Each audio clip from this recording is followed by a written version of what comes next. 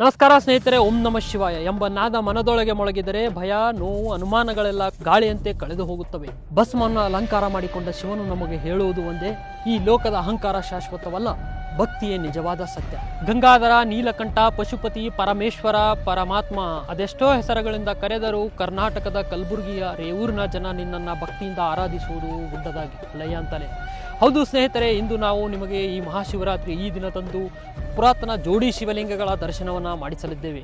ಅಫ್ಜಲ್ಪುರ ತಾಲೂಕಿನ ರೇವೂರ್ಬಿ ಗ್ರಾಮದಲ್ಲಿರುವ ಈ ಗಿರಿಮಲ್ಲಯ್ಯ ದೇವಾಲಯವು ಬೆಟ್ಟದ ಮೇಲಿರುವ ಪವಿತ್ರ ಕ್ಷೇತ್ರ. ಬೆಟ್ಟವನ್ನು ಏರುತ್ತಾ ಹೋಗುವಾಗಲೇ ಮನಸ್ಸಿನಲ್ಲಿ ಭಕ್ತಿ ಮೂಡುತ್ತದೆ. ಮೇಲಿನಿಂದ ಕಾಣುವ ಈ ಪ್ರಕೃತಿ ದೃಶ್ಯವು ಆತ್ಮಕ್ಕೆ ಶಕ್ತಿ ನೀಡುತ್ತದೆ.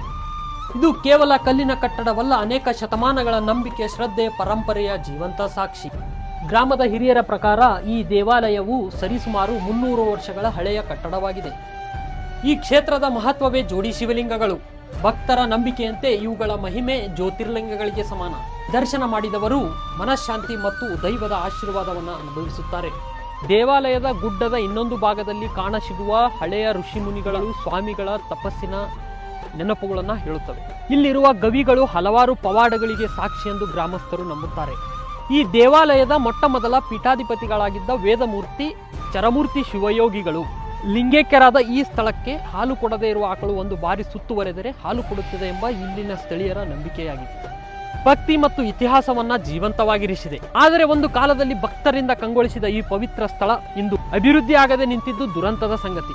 ಈ ಪರಂಪರೆ ಹಾಳಾಗಬಾರದು, ಈ ಶಿಲ್ಪಗಳು ಮುಸುಕಾಗಬಾರದು, ಈ ಪರಿಸರ ಅವ್ಯವಸ್ಥೆಯ ಗೂಡಾಗಬಾರದು. ನಮ್ಮ ಮಕ್ಕಳಿಗೆ ಈ ಐತಿಹಾಸಿಕ ಸ್ಥಳ ಕಥೆಯಾಗಿ ಬಿಡಬಾರದು. ಇದನ್ನು ಕಾಪಾಡುವುದು ನಮ್ಮ ಜವಾಬ್ದಾರಿ.